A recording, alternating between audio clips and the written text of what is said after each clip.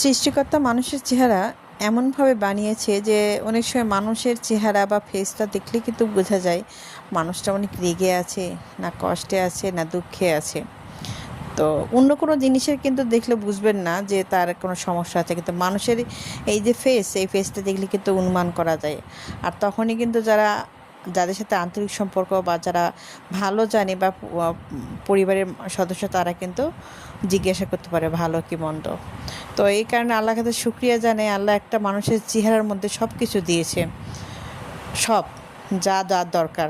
তো এখানে অনুভূতিগুলো প্রকাশ পায়, রাগের অনুভূতি, কষ্টের অনুভূতি, হ্যাঁ, যা আমরা হয়তো বলে বোঝাই কিন্তু অনেকে চেহারা দেখে বোঝে। তো সকাল সকালে পোলাও রান্না করলাম। আসলে পোলাও, সাদা পোলাওটা খেতে পছন্দ করে, আর বাচ্চাদের টিফিনে দিতেও সুবিধা হবে এই ভেবে এক ঢেলে দুই পাখি মারা। এই কারণে সকালে সাদা পোলাও করলাম, আর মাংস একটু ছিল যা দিয়ে বাচ্চাদের একটু টিফিন দিতে পারছি। আর বাসার শাশুড়িও সাদা পোলাও অনেক পছন্দ করে, তো তার জন্যও করলাম। আলহামদুলিল্লাহ সবাই তৃপ্তি সহকারে খাইছে। আসলে চাইলেও সময়ের মধ্যে অনেক কিছু করা সম্ভব হয় না, আবার চাইলে ইচ্ছা থাকলে আবার করা যায়ও।